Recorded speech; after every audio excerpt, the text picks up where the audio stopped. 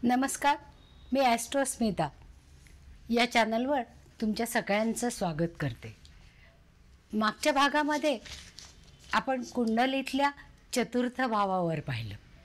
चतुर्थ भाव हा मातेचा भाव होता आणि आता आपण या भागामध्ये पंचम भाव म्हणजे सृजनाचा भाव, नवनिर्मितीचा भाव. सृजन आणि नवनिर्मिती. मग नवनिर्मिती ती कशामध्ये? अभ्यासामध्ये, प्रगतीमध्ये, किंवा गर्भामधून एखादा अंकुर निर्माण होतो, ती सुद्धा एक नवनिर्मितीच असते. ज्यावेळेस प्रियकर आणि प्रेयसी यांचं प्रेमाचं नातं असतं आणि जीवापाड एकमेकांना जपतात, प्रेम करतात, प्रेमाच्या सागरामध्ये अखंड बुडतात आणि परस्परांमध्ये एकरूप झालेले असतात. अस्तित्वाची बाजी लावणारं हे नातं असतं, म्हणजे एकमेकांसाठी जीव देणारं. या दुनियेत प्रेमाच्या नात्याची अनेक मार्मिक उदाहरणं आपल्याला देता येतील. पण या नात्यात आकस्मिक आलेलं वळण हे या नात्याला नेस्तनाबूतसुद्धा करून सोडतं. यासाठी मेड फॉर ईच अदर्स या केवळ कल्पनेतल्या गोष्टी असतात असं वाटायला लागतं. वास्तविक तसे अवघड आणि अशक्य असं काहीच नाही. त्याऐवजी मोल्ड फॉर ईच अदर करायचे ठरवले तर कुटुंब टिकू शकते. प्रेमभावनेच्या विविध रूपांनी आपली मानवजात सजलेली आहे. असंच एक नातं, वात्सल्य, प्रेमानं भरलेलं आई आणि आपल्याला नातं, आईचं आणि आपलं नातं हे निस्वार्थ नातं असतं. समर्पण, त्याग, क्षमाशीलता, करुणता, प्रेम आणि सोशिकता ही मानवी मूल्य काठोकाठ भरलेली असतात. पहा, माता आपल्या जीवाची पर्वा न करता केवळ संततीसाठीच जगत असते. संतती एकरूप झालेली तिचं अस्तित्व गर्भारपणात हाडामासा रक्ताने जीवापाड प्रेमाने जोपासलेलं नातं असतं. सृष्टीवर आणि प्राणीसृष्टीतही हे नातं अतिशय शाश्वत नातं आहे. या सर्व बाबींचा ज्योतिषशास्त्रात विचार हा पंचम स्थानावरनं केला जातो. आता सृजनाचा विचार केला जातो त्यावेळेस फक्त संततीचाच विचार केला जातो का? नाही. सृजन हे अनेक बाबतीत असू शकतं.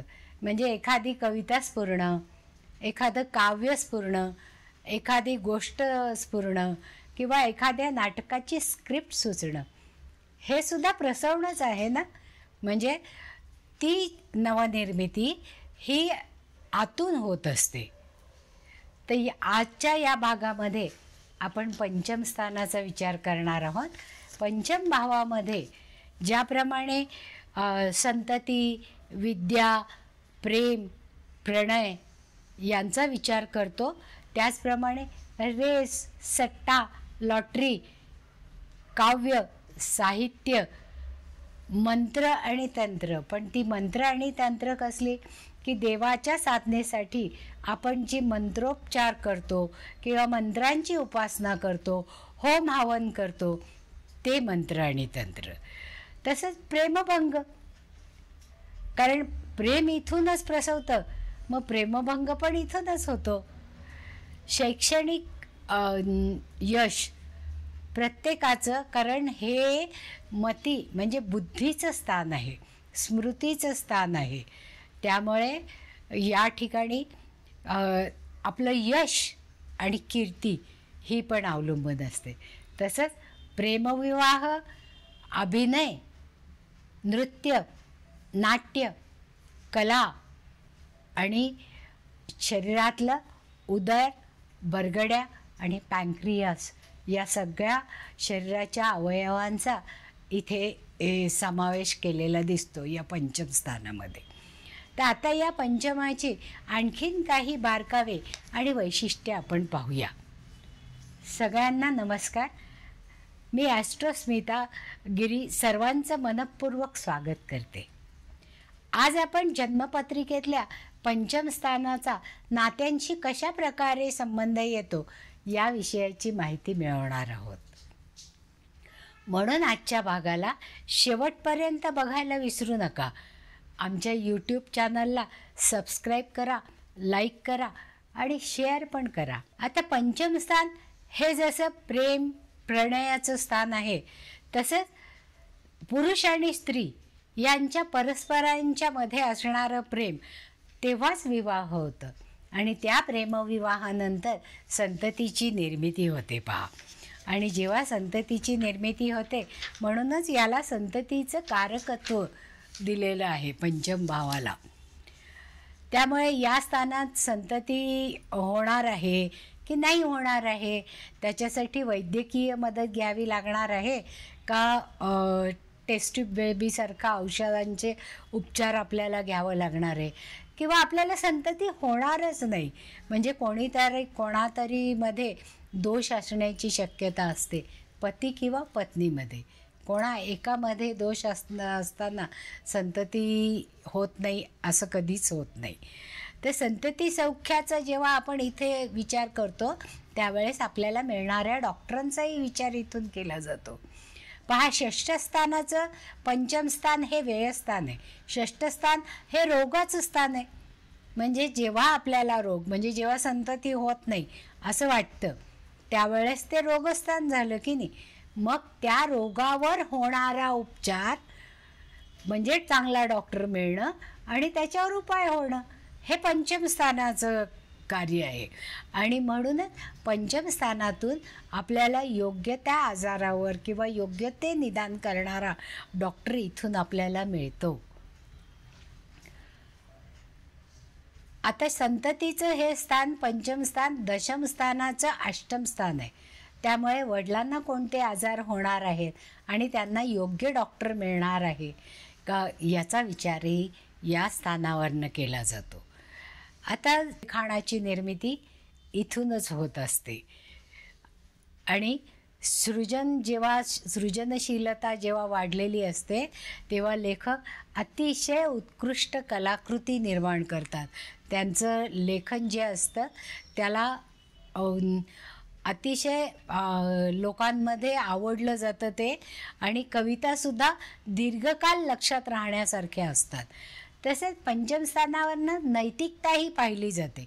म्हणजे नेमकं कसं वागायला पाहिजे, यातलं श्रेयस काय आहे आणि प्रेयस काय आहे हे निवडण्याचं योग्य ती बुद्धी आपल्याला या पंचम स्थानावरनं होते.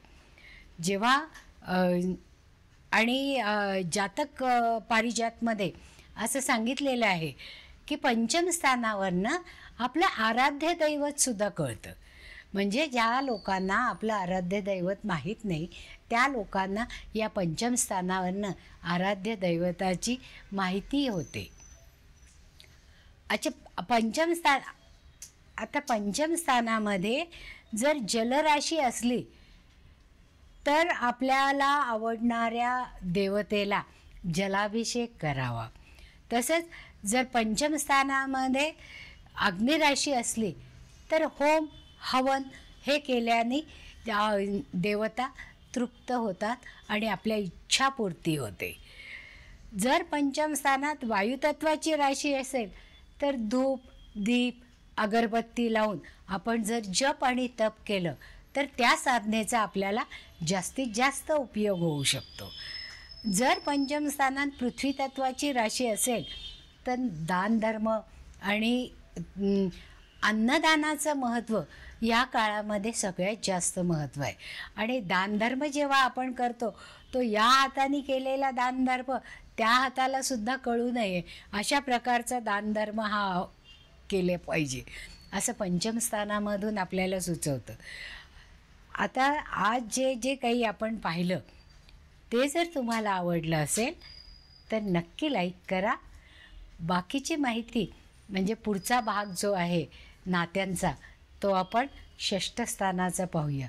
आता पंचम स्थानामध्ये आपण जी इतकी नाती पाहिली म्हणजे शिक्षक, विद्यार्थी, आई, प्रियकर, प्रेयसी म्हणजे पती पत्नी यांच्यातलं प्रेम, तसं साहित्यावर असलेलं प्रगाढ प्रेम हे आपण या भावावरनं पाहिलं.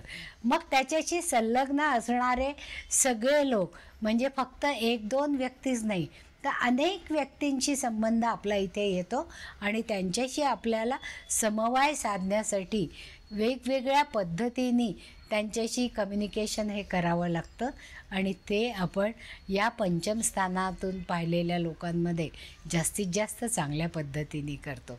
धन्यवाद. आता आपण पुढच्या व्हिडिओमध्ये षष्ठस्थानाबद्दल माहिती घेऊया. म्हणजे षष्ठस्थानातून निर्माण होणारी सगळी नाती आणि ती कशी निभवायची याबद्दल माहिती घेऊया. धन्यवाद.